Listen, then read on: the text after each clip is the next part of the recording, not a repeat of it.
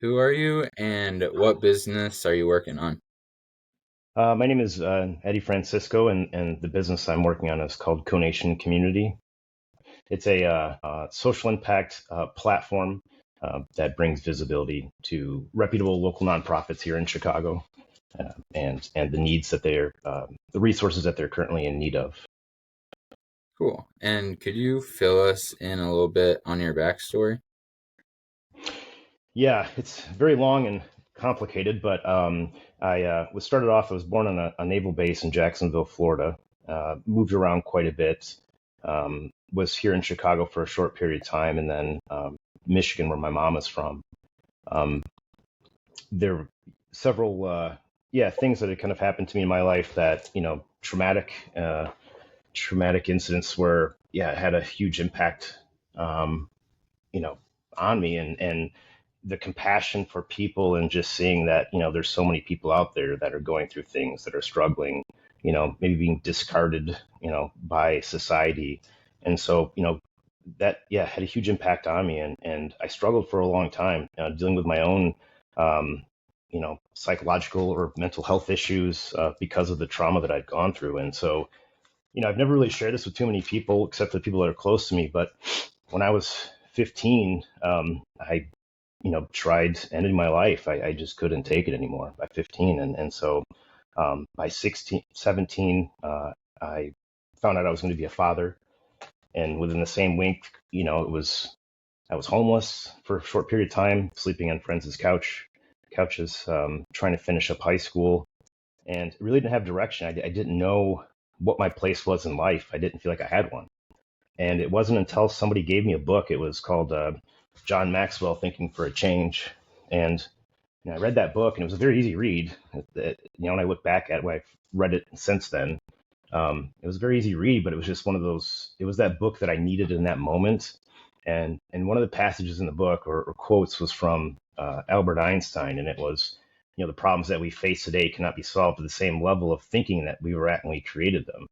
And when I read that, I literally felt the hair on my neck stand up, and it was just this kind of overwhelming, I never really thought about that, and it made absolute sense. And after I read that book, I went back and I said, "Do you have any more of these things?" And I started reading anything I could get my hands on, autobiographies, anything that had to do with business, entrepreneurship, self development, and I just couldn't put them down. Og Mandino to Jim Collins to Tim Sanders. Um, it was just a wealth of all this information. Was knowledge was here, and I could relate to it. These were guys had gone through their own traumatic experiences in life and have been kicked down and gone through hell just to stay the course, and to do this thing that they believed in.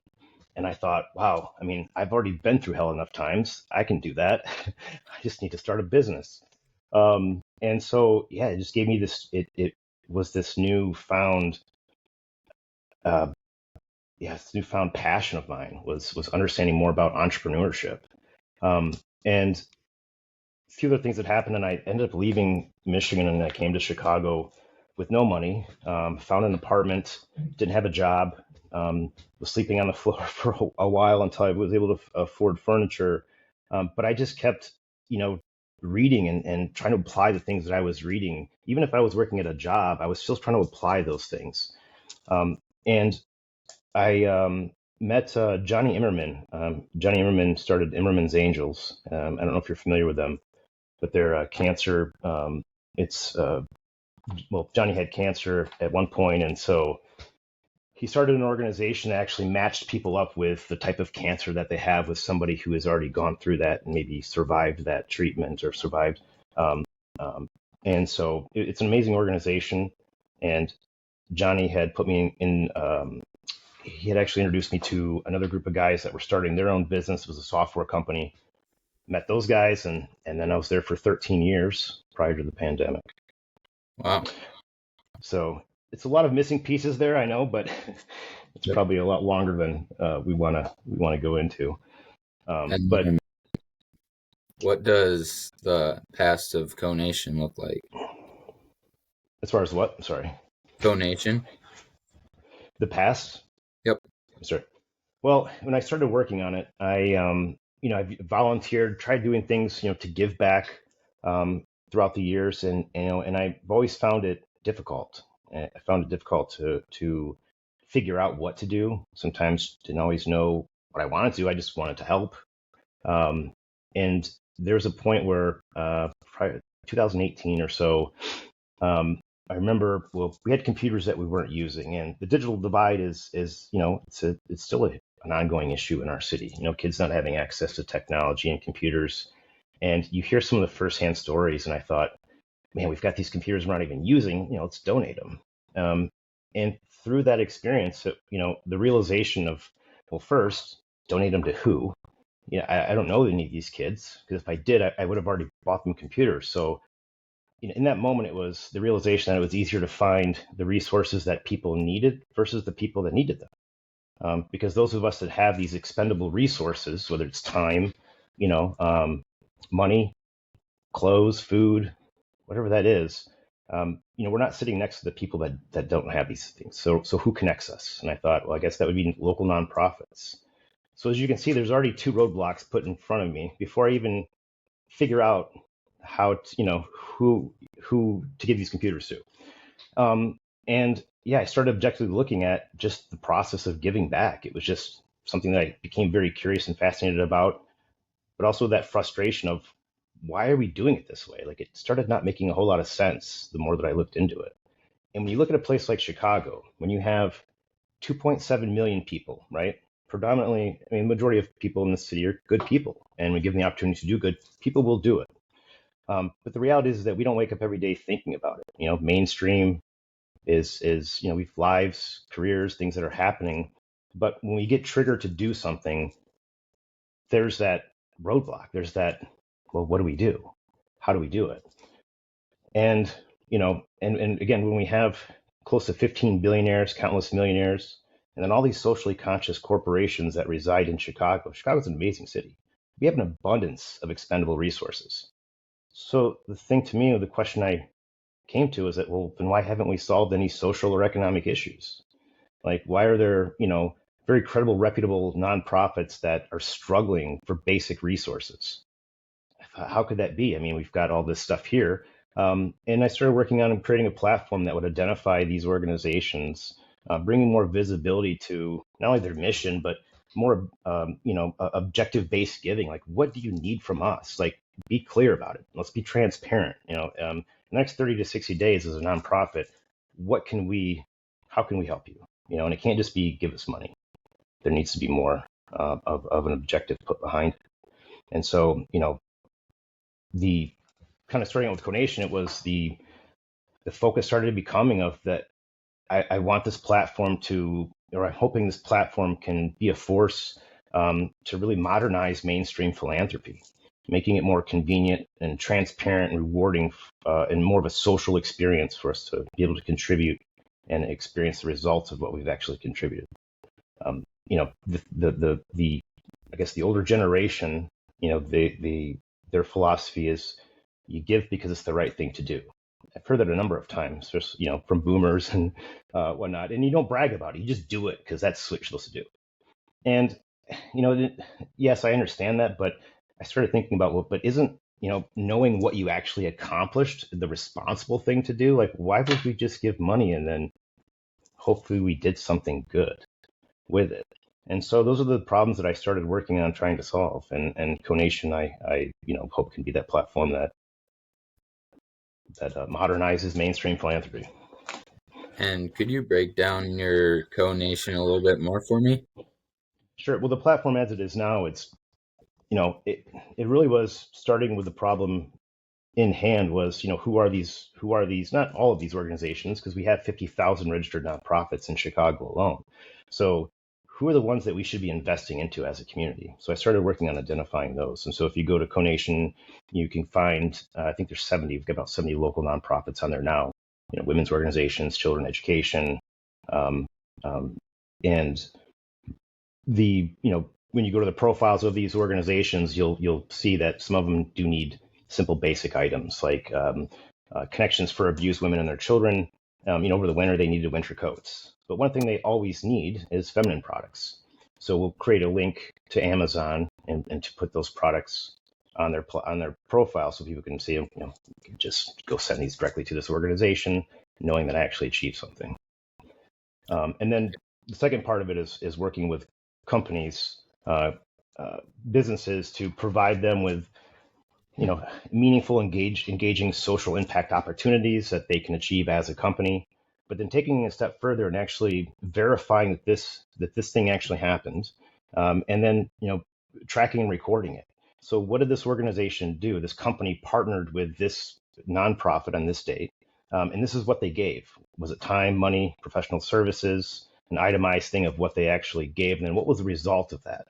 What did they achieve with those with that donation? And that information then resides on our platform. So if you're looking for socially conscious companies, here's a list of them. You can see what they're doing. If you're looking for, again, nonprofits to give back to, we have those as well. Okay, so what does a day in the life look like for you? Um, it's long days for sure.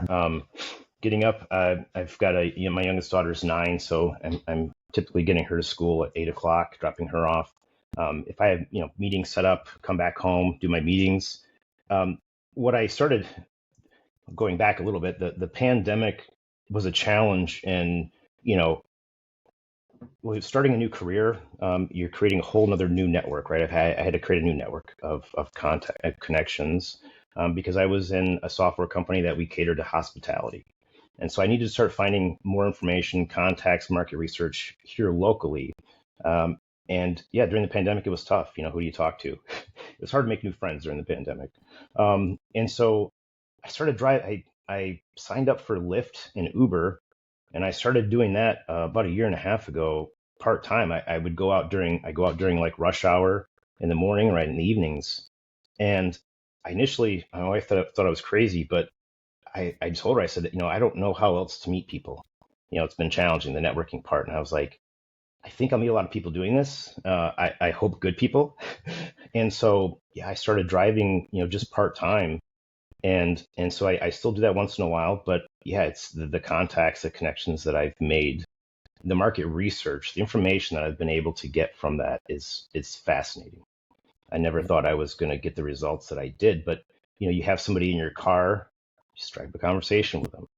Mm. It helped me to work through a lot of my pitches, helped me to work on things that I was trying to work through with my, I would just start talking to somebody and ask them questions about, um, it's easy to it's easy to change the conversation into social impact, right? Because if you don't care about it, I guess, well, then we'll talk about something else. But, for the most part, people are pretty receptive to it, and they'll tell you their experiences.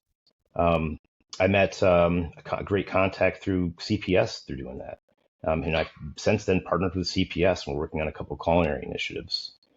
So that I do photography, work on Conation, and some other consulting, marketing consulting. But it's a pretty full day. I mean, am I getting up 6?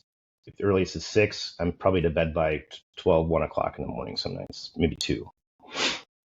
So Wow. it's a long day. It's a long Yeah. day. So what's the inspiration behind starting Conation?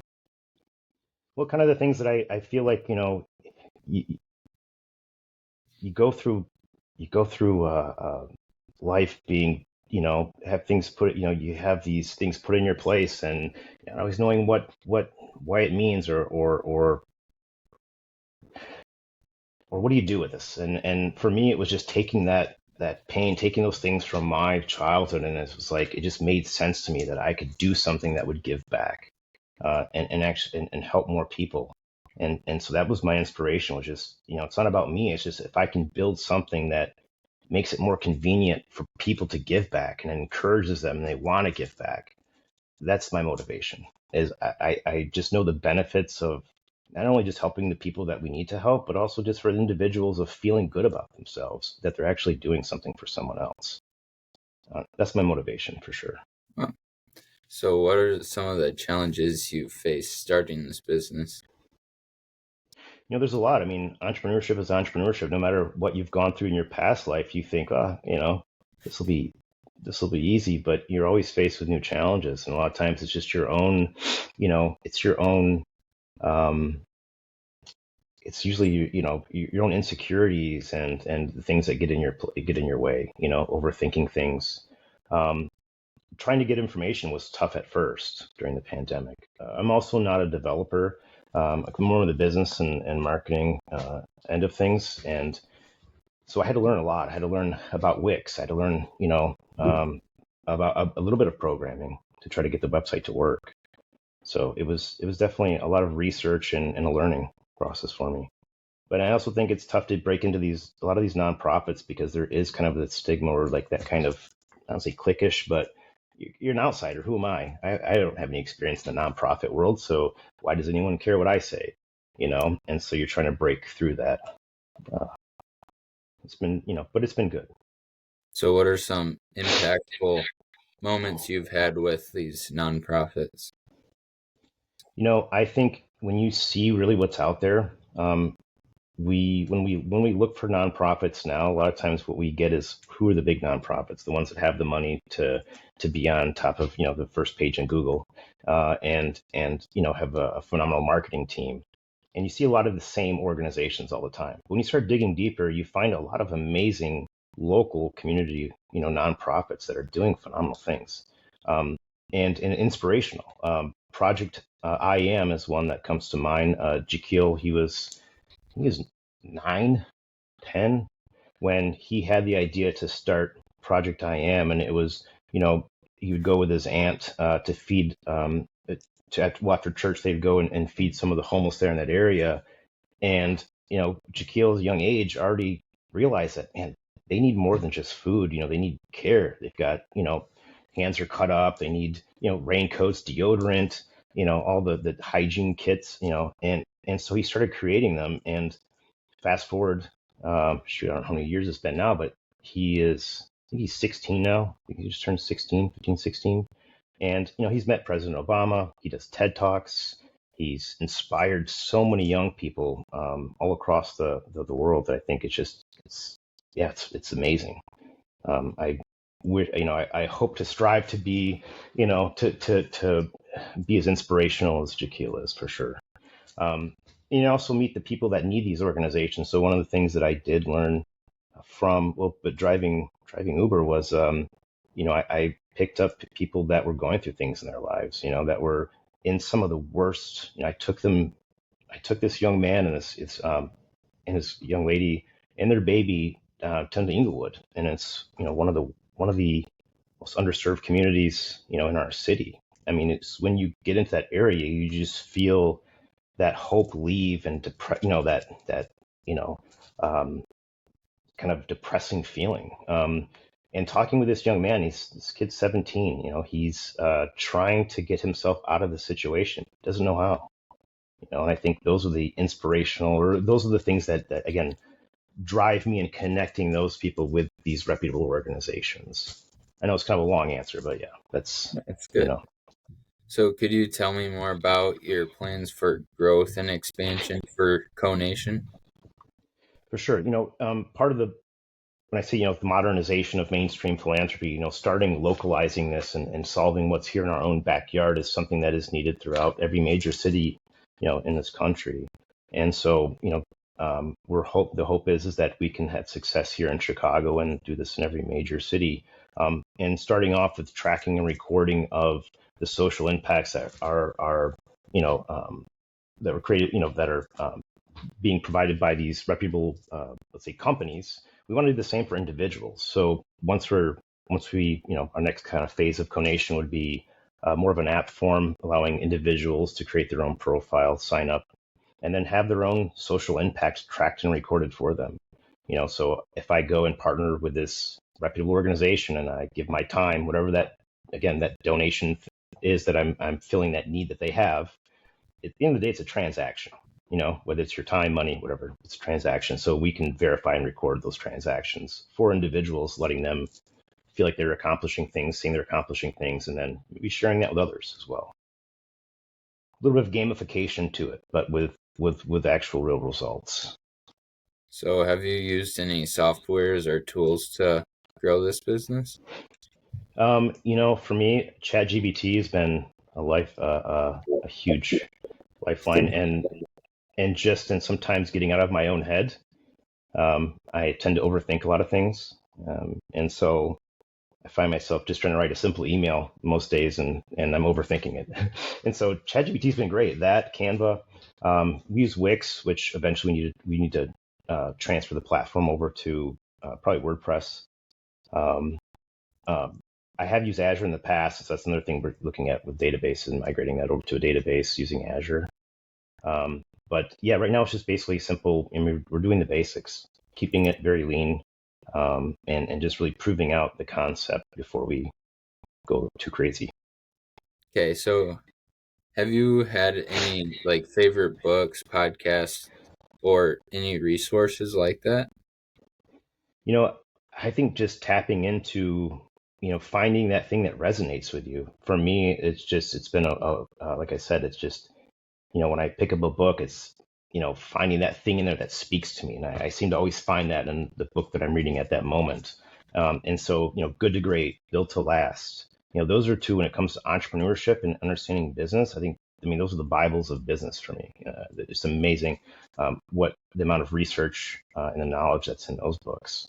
Um, I think, yeah, I don't really have a favorite. I mean, learning from entrepreneurs is whether it's, Bill Gates, Jack Welch, it's just, yeah, there's just a wealth of information. I think trying to find books that are speaking to you in the moment is really helpful, right? That you can apply things that you're maybe trying to work on, and finding a book that can help you through that. Are But there yeah, go ahead. are there any more people in the field of entrepreneurship that you look up to? Johnny Immerman was one of the, yeah, I mean, I still highly regard Johnny Immerman. I think he's just an amazing human being, and just a very passionate person. Um, I think anybody who is taking the time to really embrace social responsibility and cares enough to give back is somebody that Yeah. I respect. And Yeah. Do you have any advice for entrepreneurs trying to make an impact like how you are?